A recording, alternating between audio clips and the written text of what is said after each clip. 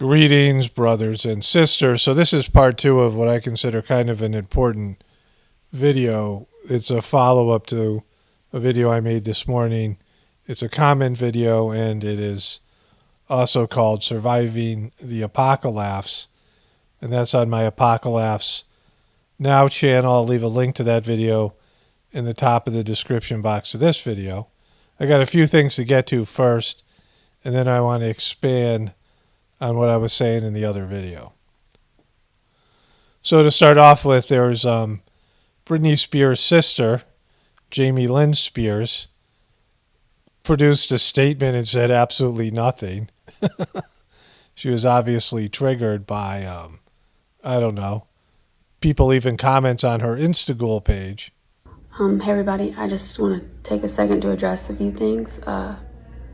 The only reason I haven't before is because I felt like until my sister was able to speak for herself and say what she felt she needed to say publicly, that it wasn't my place and it wasn't the right thing to do.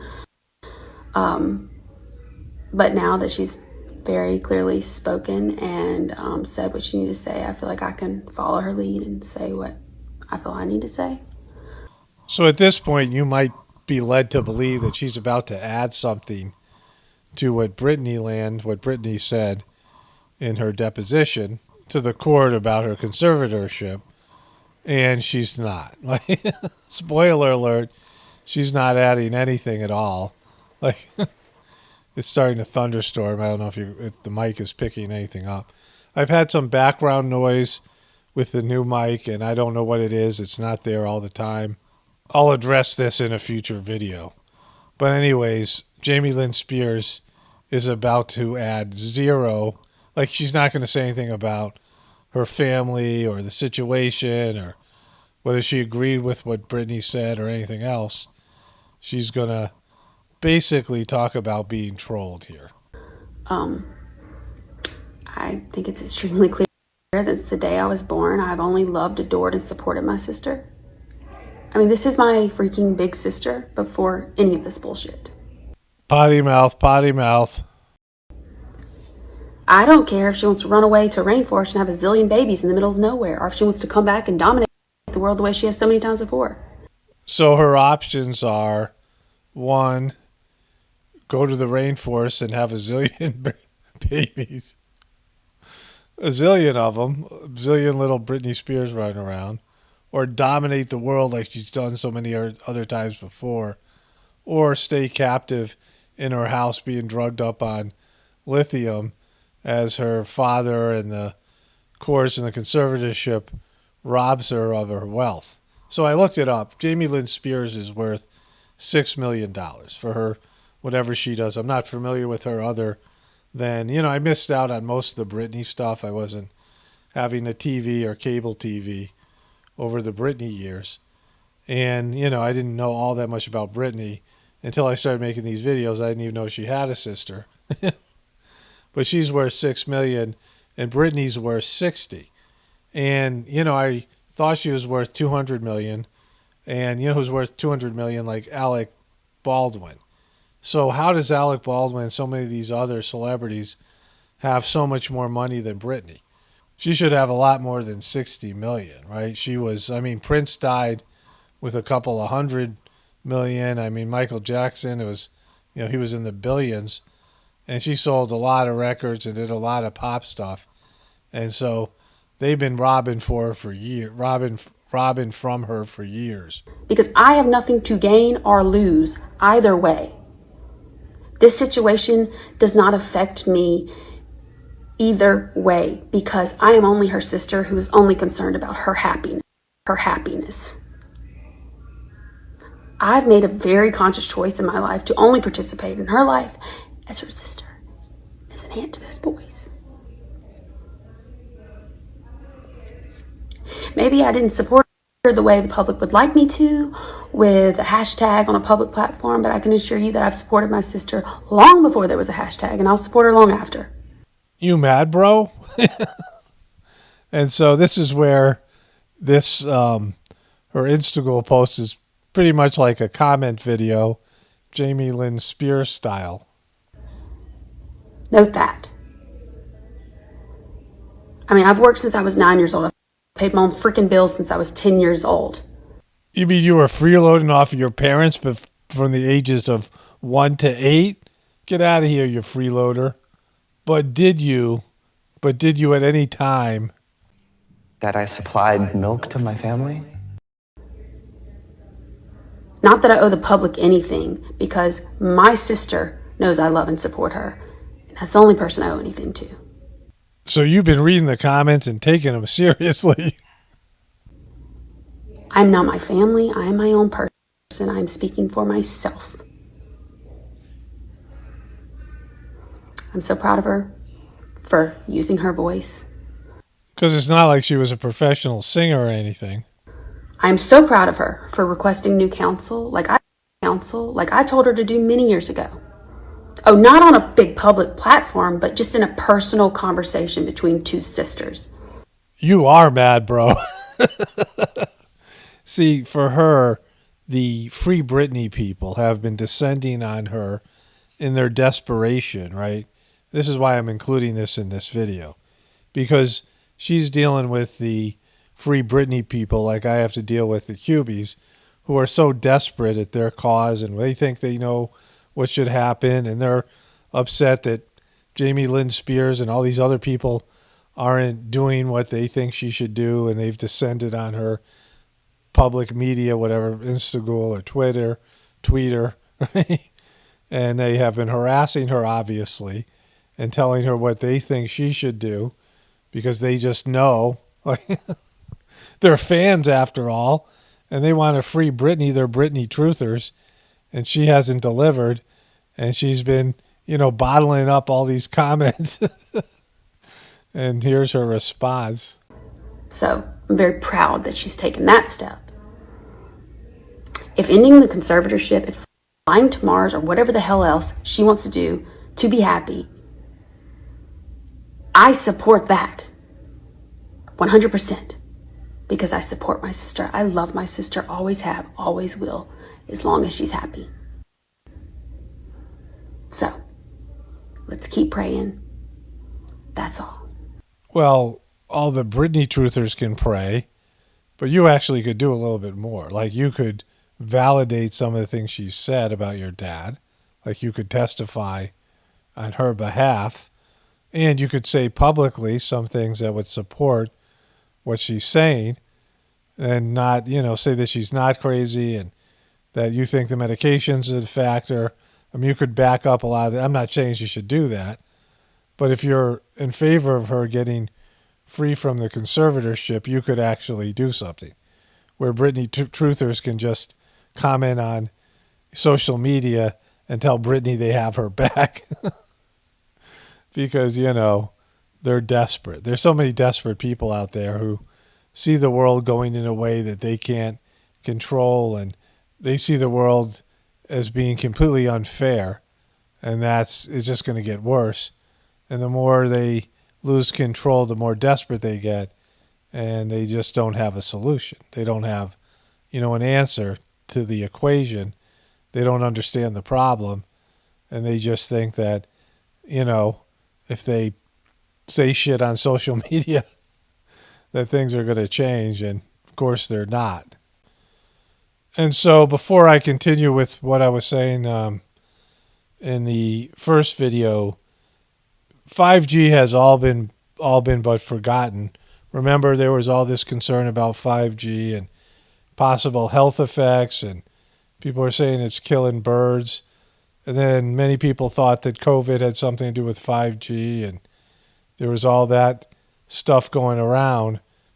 But 5G with its millimeter waves, so the difference between 5G and 4G is millimeter waves, which are smaller, contain more power and energy than microwaves. And we know what microwaves do to people. So by producing millimeter waves and introducing that into the environment, when they first introduced telegraphs, it caused neurasthenia, which was the original term for lots of psychological diagnoses and nervous disorders. This is in the 1920s.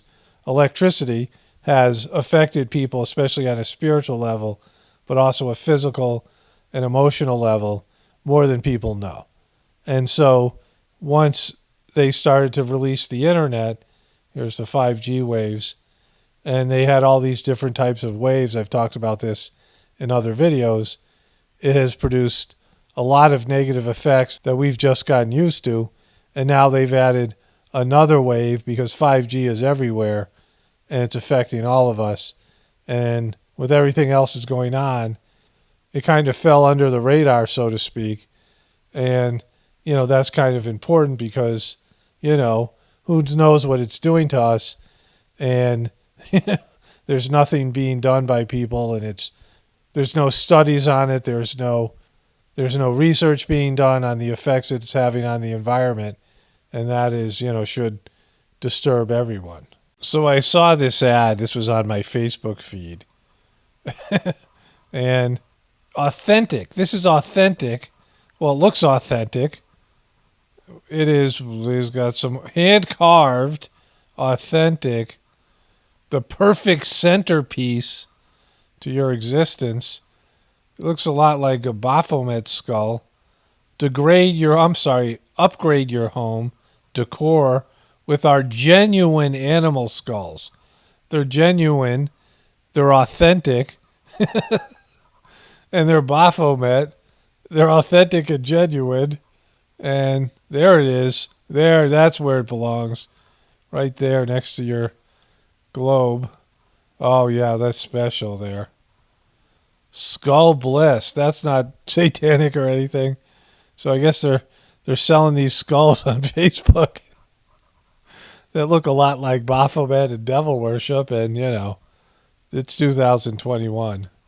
So starting from where I left off in the earlier video, this idea of needing some catalyzing event or a series of catalyzing events, multiple events unfolding that are, that creates a shift, something to shake people up. Because as it stands right now, people don't want to change. Like, people are interested in other people changing. I've talked about that in so many videos, but very few people want to change themselves.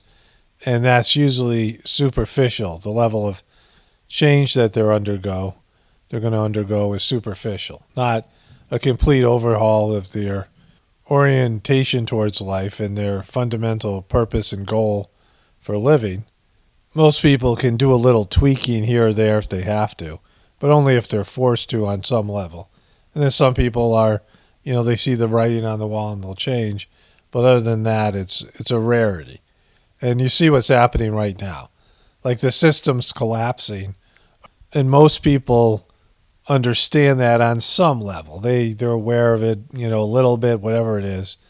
And very few people are doing anything to prevent it from happening. Very few people are doing anything to prepare for it happening. Very few people are doing anything at all but blaming other people. I mean, that seems to be the number one thing, where right now most people are looking at some other person, some other group to blame, and or they're looking to take as much for themselves and their group and demographic. It's like some sort of, like apocalyptic looting, where everyone's just trying to grab onto as much power and, position and leverage their whatever it is, victim consciousness. Like, it matters when the powers that be are losing their grip and control over the system. The system is unraveling. Like, if you ever take off the cover to a golf ball, and these old golf balls, I don't know what they're made of now, but they used to be wrapped in rubber bands, right? And you'd cut them and they just start flying all over the place, right? And it just, unravels in a spectacular fashion. And I'm saying this because the first step is just really understanding that humanity and each one of us personally can't go in the direction we're going. The system, our lifestyle, our, the orientation of our lives, the consciousness that we have, the reasons that we have for living, all these things are not good for us. They're not aligned with our soul's purpose, our divine purpose. And the system itself is unsustainable, all of it, right? And we see that. I think most people can see it, but don't really accept it on some level. That, this is a limited time offer. We're able to indulge and enjoy this current lifestyle and, our addictions and the things that, I've been covering this in so many videos recently. We're all addicted to the beast and the system, and that's going to be here for some period of time, and then it's going to be gone. Like all those things are disappearing now. We're hemorrhaging lifestyle, we're hemorrhaging privileges, and ultimately it's a good thing, if not for us, for future generations of ourselves and, other planets and other species on this planet and all the rest of it. Like there's a, destructive, selfish, glomming, right? Stuffing everything in your ghoul, stuffing as much in your ghoul hole as possible component to our lifestyle. I mean, it's the central idea, gorging ourselves on resources and all these things and leading to gluttony of the soul, right? Like where everyone has spiritual congestion and constipation and all of these things. And so I've known this for a while because there was, information that was given out in the heartfulness system. And there's people who are, I consider them better and more into doing the heartfulness system than I am. Like I'm not a perfectionist. I'm sort of a slacker, right? I'm what's known as a streak shooter in basketball where like I would get really hot some of the time. But there were days where I just, wasn't into it and, playing basketball or anything else. I mean, I've been very consistent here in terms of these videos. It's something that I've, consistently are able to perform at a, ever increasing, ever raising level, a better level than, last week or last year or whatever it might be. It's one of the few things I've been able to be consistent at. And so, there's a lot of people who've donated a lot of money and they spend a lot of their time and effort in doing volunteer work and things for the heartfulness system and other people. And so when I read all of these different, not just prophecies, but the idea that you have to change internally and that the outside world is mirroring back to you what you need to change.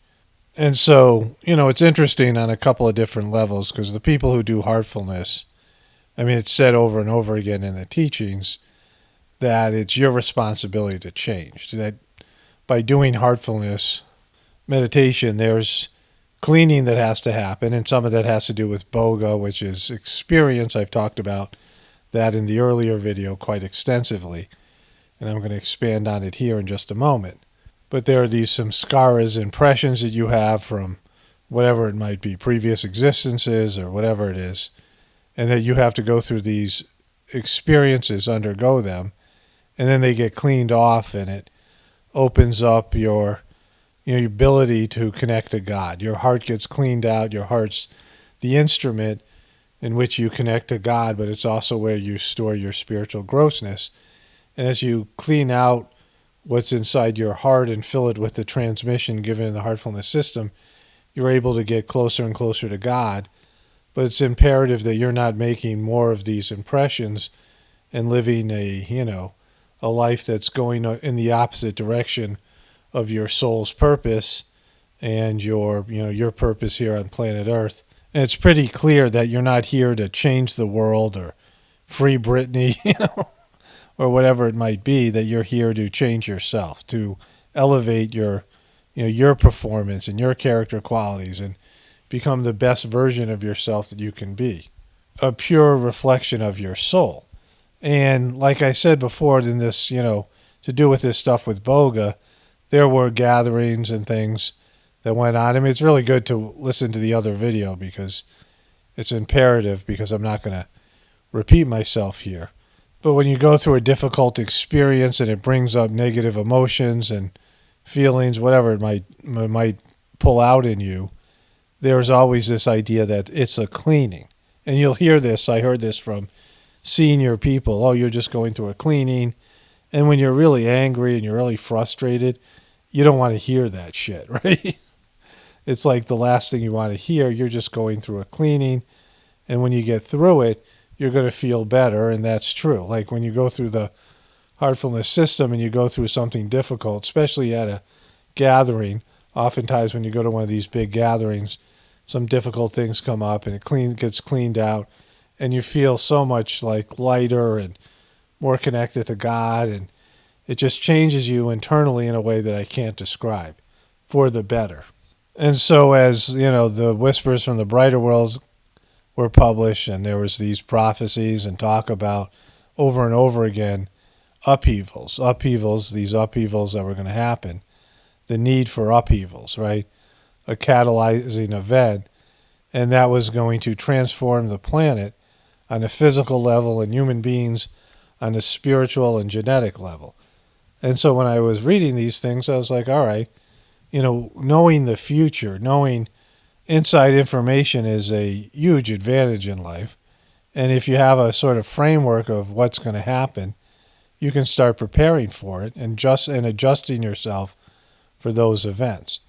And so I started to do that. My family and I were living on a homestead and learning to, reconnect with some of the primary work of growing our food and just having a sense of less dependency on the system. And there was all this pushback from people who were reading the same things I was, and they were like upset with me and my family to whatever extent. Some of them verbalized it. Other people were just negative about it. And it wasn't like I was demanding they join me, right? They just weren't happy about me doing it. Like, taking the readings and the teachings of the system seriously, which I was pretty kind of stunned about, right? Because it wasn't some desire I had on my own. I mean, it was just the circumstances of my life, all the things that were going on with my, first marriage and family and things like this. And these teachings that were saying such and such a things were going to happen. Everyone's going to need to learn to work with their hands and things. I mean, there are all these things that were being said. And just the fact I could see that our society wasn't doing well, that our culture was collapsing, right? And the fact that I started to put a little bit of effort into preparing for that and learning some new skills and talking about it was upsetting to people who in an organization that is all about change, right? And the fact that I was taking the teaching seriously, and I did that with all the teachings. Like I believe in the heartfulness system, and I try to, I did my best, and I, do my best to take the teachings that are given and apply them to my life in a practical way. And it's been very helpful and beneficial for me, so I've continued to do it. And I was just doing this with this, these new teachings, new revelations, and I got a lot of pushback. And as things unfolded, even now with COVID, and with the YouTube channel as well, I've gotten pushback or whatever it is, right? And just a lack of understanding. I've tried to explain it, but, there's just a disconnect there.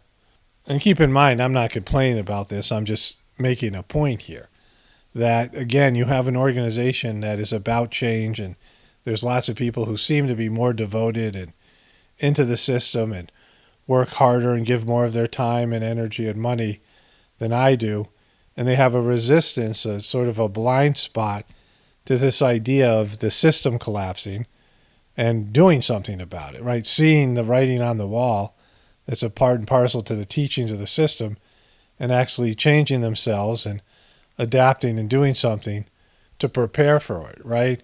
And the ashrams themselves, the big ashrams in India, all have food in them. They have fruit and nut trees, and they're growing rice, and they're growing different types of vegetables and crops, and a lot of the foods at the gatherings are being grown right there at the ashram. And because of the spiritual energy at the ashram, the food is, at a higher vibratory level, so it's great on it. It's like prasad, this idea of prasad. Prasad is like divine food blessed by God.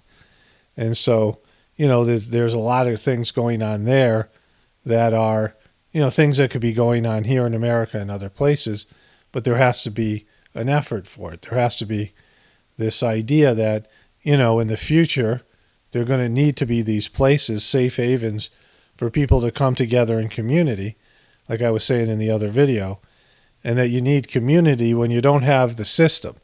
Like we have a system where you can be an individual and you have, all the food and all the other work that's done. If you're an individual with money, you don't need a community. You can just, you're just dependent on the system. But when you're an individual or family and you don't have the system, you need other people. You just can't, do it on your own. You can, do all the things you need to do to survive. And, community there's a desire to be in community, and you want to be in community with people who are like-minded, that have similar beliefs that you do, and have a similar goal, and the rest of it, have similar goals. And for me, that would be people who do the heartfulness meditation, something where, we share a common purpose, and there's so much of my life is, infused with the heartfulness energy and teachings and, all of these things. And so, in a population of people, a demographic where internal change is essential, and there's teachings about having to simplify our life, and one of the primary teachings is that the future world is going to be built on the bones and ashes of our materialistic system, and that's something that's not only going to happen, but it's a part of the heartfulness movement. It's actually been created by the second master of the system, right? The end of what's going on now and the beginning of something better. And I thought it was a no-brainer that there would be some people within the system would want to come together and create an alternative, community where we could be more dependent on God and each other and on a communal basis than, dependence on the beast. But what I found was not only was it difficult or near impossible to even talk to most of the fellow practitioners about this, but they didn't even want to listen to the information that all this stuff I talk about here on this YouTube channel. Like people here, they're interested, many of you, like what I've learned from living on a farm and working with abuse and just, and doing the heartfulness system and, just all the insights I have to it based in these experiences and just changing my orientation to the world and thinking about things in a different way. Many of you are interested in it, but very few people who do the heartfulness meditation are. It was, kind of stunning to me. And there was just pushback and like ostracization of me and these ideas and to some extent the YouTube channel, and I accepted, again, not complaining, but having experienced this idea of waking people up in the, so-called normies and, that going fairly poorly, right? It's not something that's gone really well. And then my experience with fellow practitioners of the heartfulness system. And so I just know, like, people aren't going to change. You're not going to see the wholesale changes. I mean, just think about talking to some of your, sheeple or normie, whatever you want to call them, friends and family, and having them reject you and ostracize you. And I've been through this, like in so many different ways. And, since I'm kind of a, a loner and a, introvert, I'm just, whatever. I mean, like it bothered me at first, but now I'm like, all right, do your own thing, right? God bless you, And so, I don't. But in terms of any real change happening, there's going to have to be a number of catalyzing events. Because when most people just hear the possibility and are presented evidence that our system is hanging by a thread, our economic system, our energy system, and our food system, any one of those three things can go and it's over. And there's other things that could go as well. But there's already moral breakdown and societal breakdown and, just human beings sucking more and more and having people be addicted to the cyber world, all these things. And so there's a complete breakdown of our civilization and people can see it and they realize it, but they just don't do anything at all to prepare themselves internally connecting to God and realizing that they're 100% dependent on a system that is, sinking fast. And until there's like the power shut off and they don't have their internet, they don't have their phones or whatever it is, or there's no food or whatever it might be, something that people can really, I mean, even with the COVID stuff and the lockdown, it only was, it affected people to some extent, but people are like, all right, can we go back to normal now? And, just this idea, we had to go through this thing. And it was still on the table that we were going to go back to normal. That was, a given, everyone just considering that was going to happen. But things aren't as good as they used to be. And there's some people that got buried by COVID financially or in some other way. And so this is just one of many things that's going to happen. This is a minor thing. As things, unfold globally and, and then, or specific to certain areas and places, you're going to see a collapsing civilization where people don't have the kind of lifestyle and privileges.